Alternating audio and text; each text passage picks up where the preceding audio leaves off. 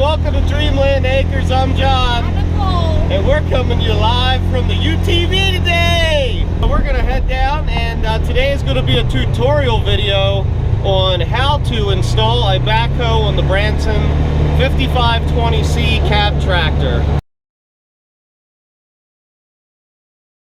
Hey, we're back at you again. Thanks for joining Dreamland Acres. I'm John. I'm Nicole. And today we're going to be doing a tutorial / review video on putting the backhoe on the Branson 5520C tractor.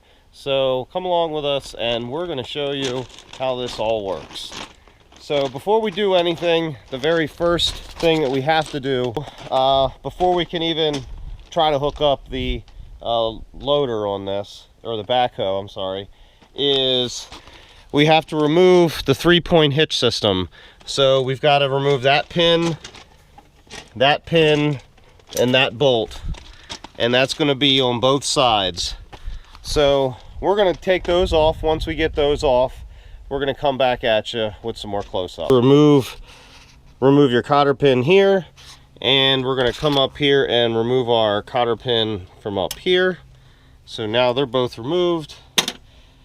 Now what we're going to want to do is we're going to pull this pin out, pull that pin out, and then we're going to loosen that one up.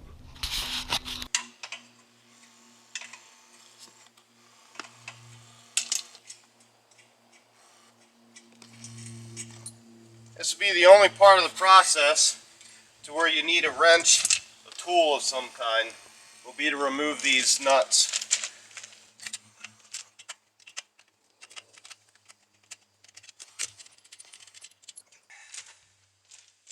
Remove our cotter pins on this side, just like we did on the previous side. Get those out, put those up, and we're just going to pull our pins out now. What I like to do is leave the top pin in. By leaving this top pin in, it can be something that it can hang on, so it makes it a little easier for you. Pins on the bottom, that's one. And we're going to come over to this side and remove our pin on that side. That's two. Again, we're going to keep the top pins in for now, just so that it can hang from that area. So the other thing, when you go to loosen up those nuts on the bottom, what will happen is the bolt will get stuck on the other side. And I'll show you what I'm talking about.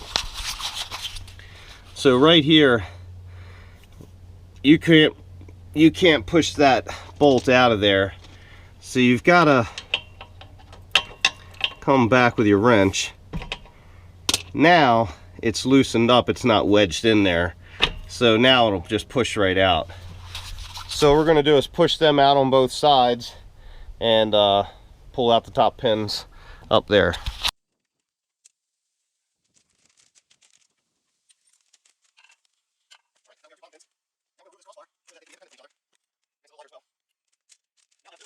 Moved here on both sides.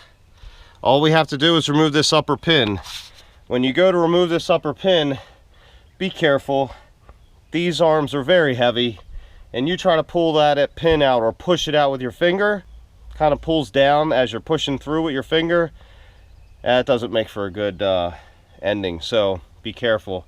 If you're going to try to push something through, use something like a screwdriver or something to push that pin through if you have to. Don't use your finger. Safety first.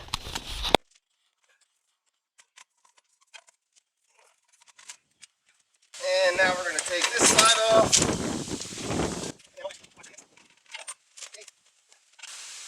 What kind of quick hitch setup do you have? That's the Pat's quick hitch easy change set. Okay. Which we can put a link in this review video right above here, and you can take a watch and look at that and see how the Pat's actually works and hooks up, because there is some alignment things that you have to do when you connect that. It's not going to eliminate you having to get out of the tractor and maybe having to do something, but what it does eliminate is the initial hookup process. So once you have these at the proper width, adjusted. And here's a tip. You have a slider bar here, and this slider bar can adjust in or out. My tip is that if you have implements that are different in widths that they hook up, all you have to do is put some sort of marking on this bar. So whether you etch something into this, I wouldn't recommend painting it because as you see the paint can chip off. But I would get either a punch or either a hole punch or a letter punch and punch something into it at different spaces. So then it makes it very easy when you want to go to this implement or that implement. You've already got it punched on here for the width. You just set it to your width, back up to the implement, raise your rear 3-point, and it locks it right in. I think that's a good idea to mark it. There's more on that video. Just take a watch on that video, and we go into depth on that. But let's get back into hooking this thing up. It can take a little bit. So. Yeah. Right. Oh, giddy up. Oh boy. Hey everybody, I appreciate you watching. And while you're doing so, why don't you click that subscribe button and give us a thumbs up. We really appreciate it and it helps the channel out a lot. So we're back putting these pins back in, and I just finished the one. So we're going to get that pin, and we got this one right here, and we're going to pop that one in.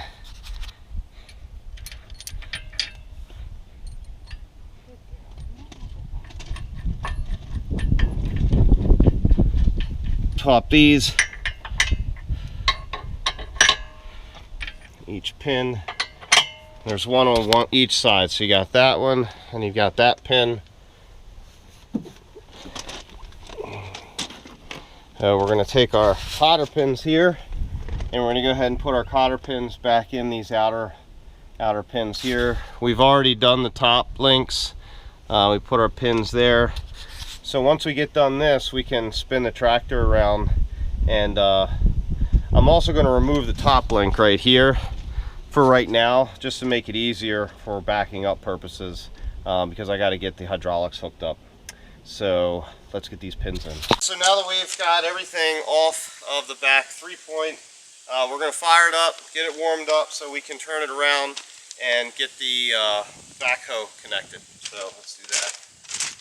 While we're waiting on the tractor to warm up, I'm going to show you the backhoe and kind of how this is supposed to work underneath, because this is a complete subframe that goes underneath of the tractor, which makes it really nice because it distributes the load when you're using the backhoe.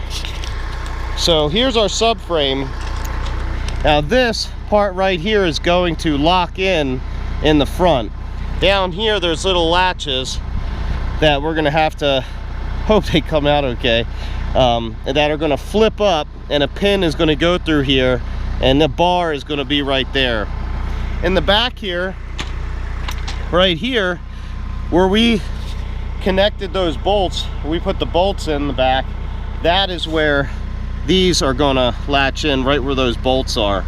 So, but in order for us to even get to that point, we've got to get this off the ground. So to do that, we've got to back it up to the hydraulic lines on the back, connect the hydraulic lines, raise it up, and then maybe have to do some more adjustments with the tractor. So let's see. So we're going to back this thing up now. Our arm, 9. All right, you got me? Over. All right, so we're standing at the cab of Big Red right now. We're going to hop in. And what we're going to do is turn this thing around, and we're going to back up. Nicole's going to be our spotter on the back side with a radio to be able to help us line this thing right up, because again, it's you got to be dead on. You've only got this much room to work with, so because of that, it makes it difficult if you don't have a spotter. Give everybody a view. Now you can see what I see. There's our lovely film assistant over there.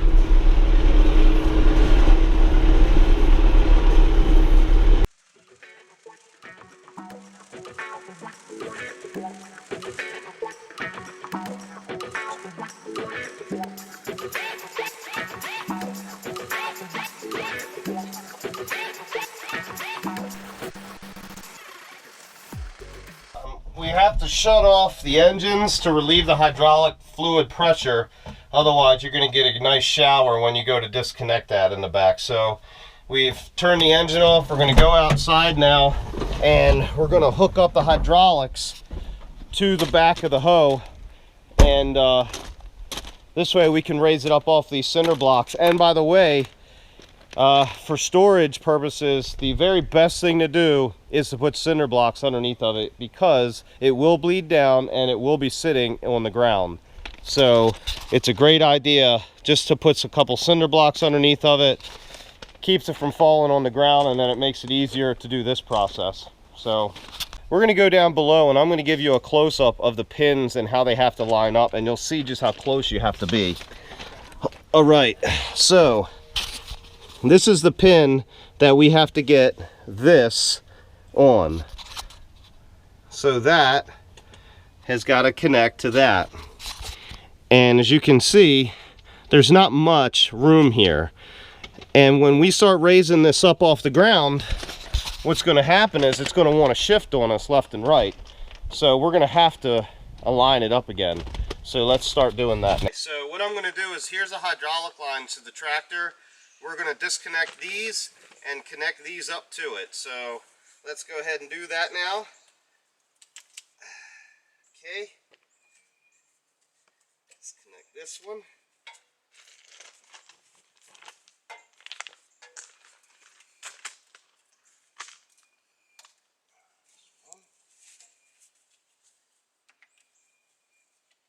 That's two. So now the next thing we're going to do is we're going to pull out our pin right here.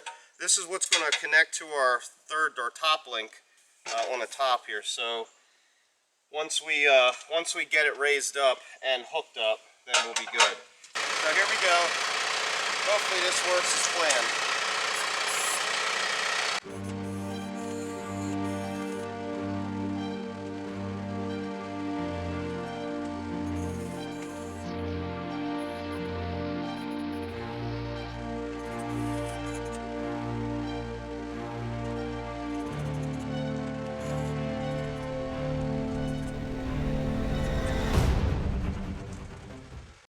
Now the other thing, well, I'm going to give you a close-up of the pins now. Okay, so now that you see that we're really close there, the other thing you have to consider is the front side of this. And while we were seesawing it up, you just can't raise those outriggers up all the way or down all the way, because what's going to happen is the subframe is going to slam into the bottom of your tractor.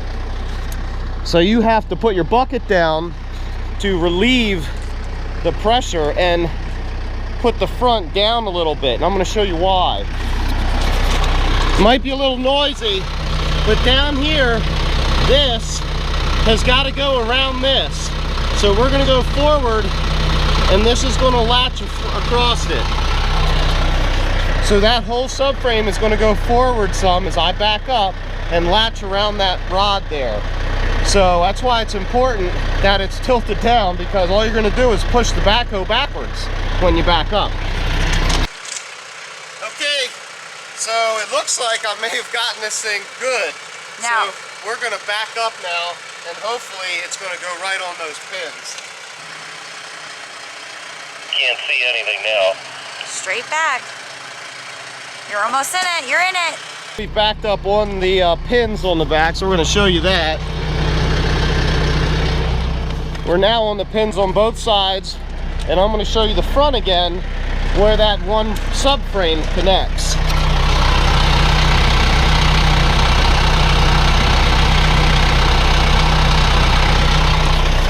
So now all I have to do, theoretically, is relieve some pressure on the bucket right here. We're going to push that forward some.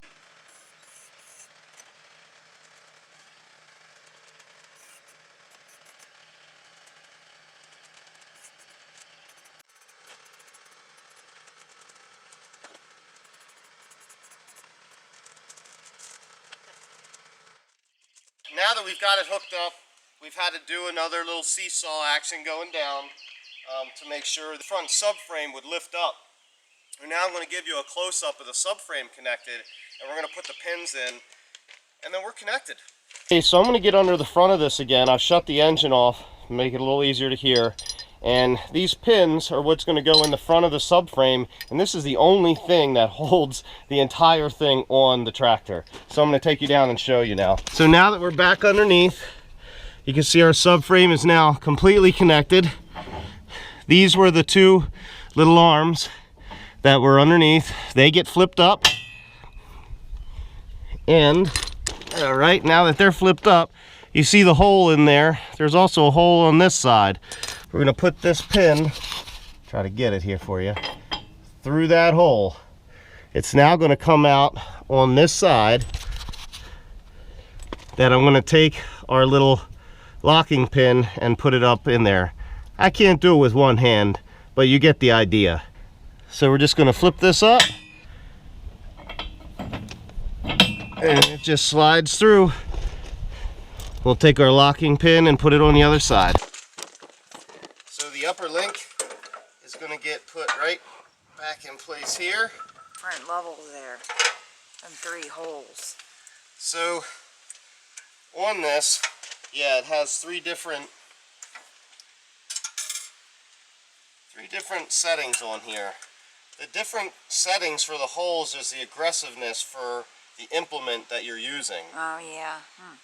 So that means for a box blade, I would always set it on the lower setting here, bringing the arm down, and gives you a more aggressive angle that you can get on the blade itself instead of the whole thing raising up and down so gradually if you have it on the upper one. The upper link is mainly used for, like, if you're going to mow a lawn, bush hog, something like that. But if it's something that you need down pressure on, the bottom link is going to be your best bet. Okay. The middle is more of a neutral setting. Okay. I'm not going to be putting tension on this, meaning we don't really want a bunch of weight sitting on this upper link. So What is it for then? this is just to stabilize the whole thing, because you're fully stabilized underneath, but it's always good to have, you know, 3 points of contact. So you have 2 at the bottom, and this is your 3rd point of contact. I'm going to bring it up completely off the ground. Kind of is already. And I just go hand tight with it, and then that's it. Because again, I'm not trying to put excessive pressure on the actual link itself.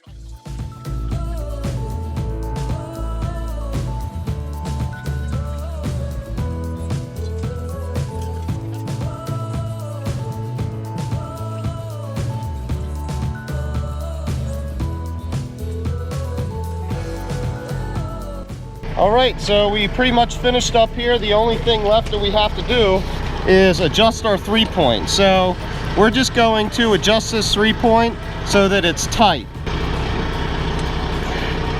We're going to make it hand tight.